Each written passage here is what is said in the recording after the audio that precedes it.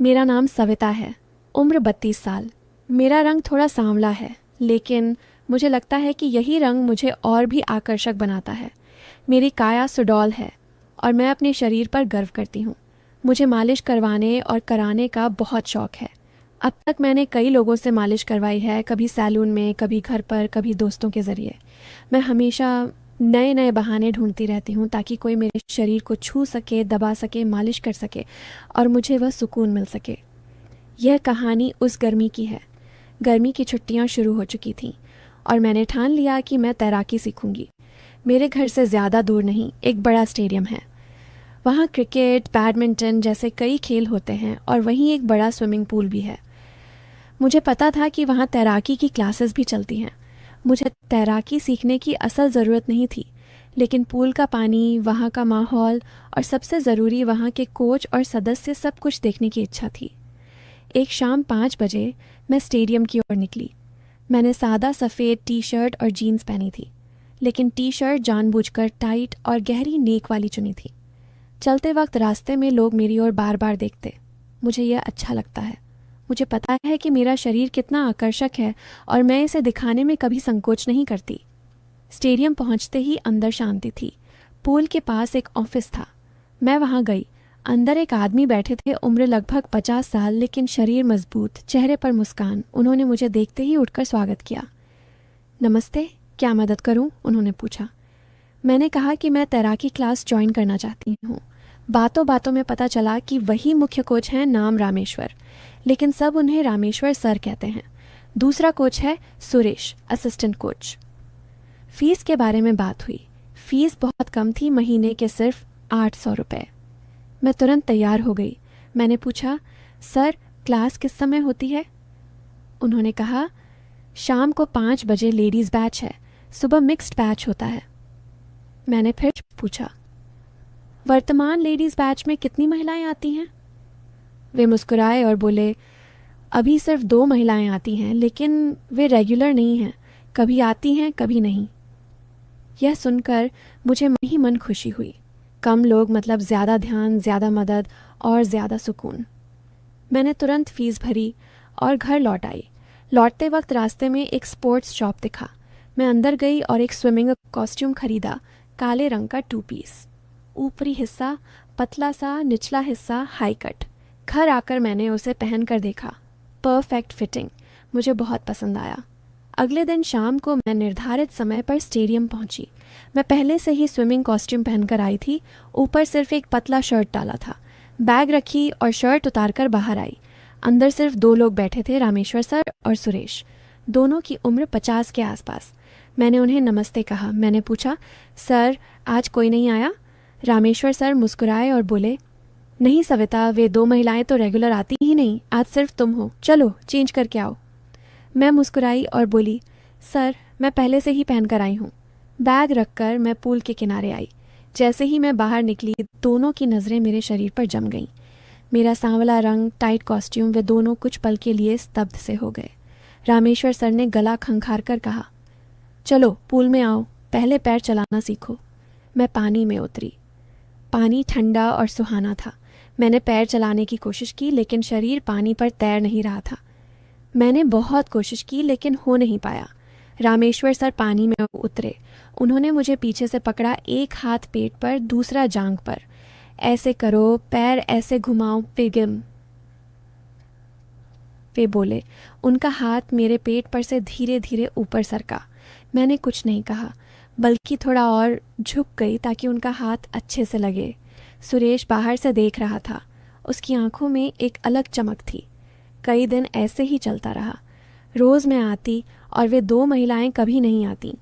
मतलब हर बार सिर्फ मैं अकेली।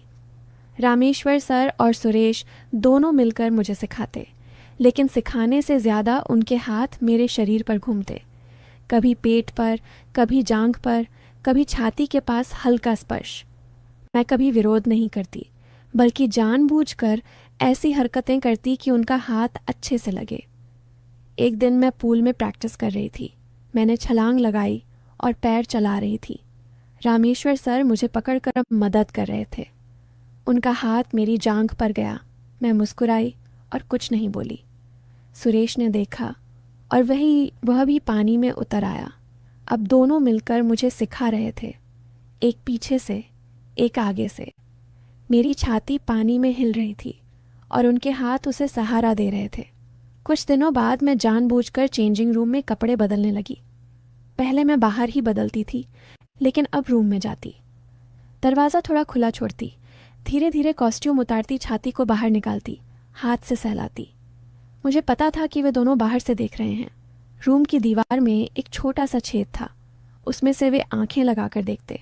मुझे उनके सांसों की आवाज़ आती। एक दिन मैं बाथरूम गई, तब मैंने देखा कि वे दोनों चेंजिंग रूम की ओर आंखें गड़ाए खड़े हैं। मैं मुस्कुराई और चुपचाप वापस आ गई। उन्हें पता नहीं चला कि मैंने उन्हें देख लिया है। उसके बाद मैं रोज़ उस रूम में बदलने लगी, कभी बिना अंदरूनी कपड़ों के, कभी हल्के कपड़ों में, कभी पूरी तरह खुलकर। एक दिन क्लास ख़त्म होने के बाद मैंने कहा कि मुझे थोड़ी चोट लगी है। रामेश्वर सर बोले, चलो ऑफिस में आओ, मैं तेल लगाकर मालिश कर दूंगा। मेरे मन में खुशी हुई। ऑफिस में गई। उन्होंने मुझे टेबल पर लेटने को कहा, तेल निकाला और मेरी पीठ पर लगाने लगे, धीरे धीरे हाथ नीचे सर के जांघों पर। फिर उन्होंने मुझे पलट दिया। अब मेरी छाती सामने थी। उन्होंने तेल लगाया और ज़ोर से दबाने लगे। मैंने नाटक किया, सर आप ये क्या कर रहे हैं, ये ठीक नहीं है, लेकिन मैंने शरीर आगे कर दिया।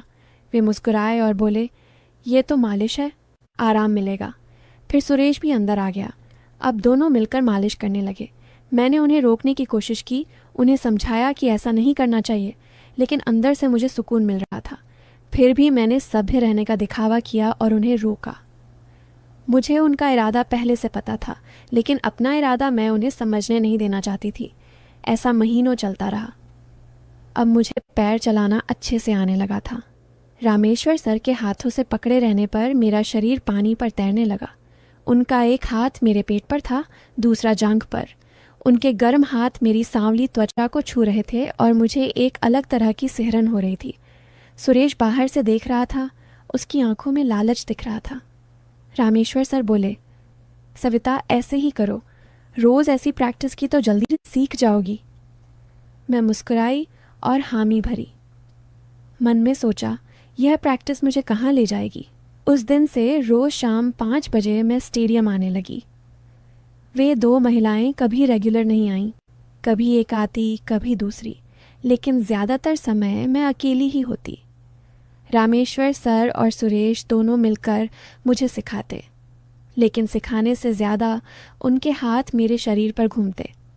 कभी पैर चलाते वक्त जांघ से ऊपर हाथ सरक जाता, कभी पेट से छाती के नीचे रुक जाता। मैं कभी विरोध नहीं करती, बल्कि जानबूझकर ऐसी हरकतें करती कि उनका हाथ अच्छे से लगे। मेरी छाती स्विमिंग कॉस्ट्यूम में हिलती और वे दोनों टकटकी बांध कर देखते। कई दिन ऐसे ही बीते। मैं रोज़ नया नया स्विमिंग कॉस्ट्यूम पहनकर आती, कभी लाल, कभी नीला, कभी पीला, सब टाइट और आकर्षक, पीछे का हिस्सा खुला, ऊपरी हिस्सा सिर्फ छाती ढकने जितना। मैं पानी में उतरती तो वे दोनों भी पानी में आ जाते, एक पीछे से एक आगे से। ऐसे करो, हाथ ऐसे मारो, कहते हुए मेरी कमर, कूल्हों और कभी दोनों पैरों के बीच हाथ लगाते। मैं मुस्कुराकर उन्हें प्रोत्साहित करती। उनकी हिम्मत बढ़ी। अब वे खुलकर मेरी छाती को छूते, दबाते, मैं सिर्फ मुस्कुराती। एक दिन मैं पूल में प्रैक्टिस कर रही थी, फ्री स्टाइल करने की कोशिश कर रही थी। अचानक मुझे बाथरूम की ज़रूरत महसूस हुई। मैं पानी से बाहर आई और इधर उधर देखा। रामेश्वर सर और सुरेश कहीं नहीं दिखे। मैं लेडीज़ चेंजिंग रूम की ओर गई। दरवाज़ा थोड़ा खुला था। मैं अंदर गई और देखा तो वे दोनों दीवार से कान लगाए या छेद से आंखें गड़ाए अंदर झांक रहे थे। अंदर वे 2 महिलाएं कपड़े बदल रही थीं। मैं चुपचाप पीछे हटी, अपना काम निपटाया और बाहर आ गई। उन्हें पता नहीं चला कि मैंने उन्हें देख लिया है। थोड़ी देर बाद वे 2 महिलाएं बाहर आईं।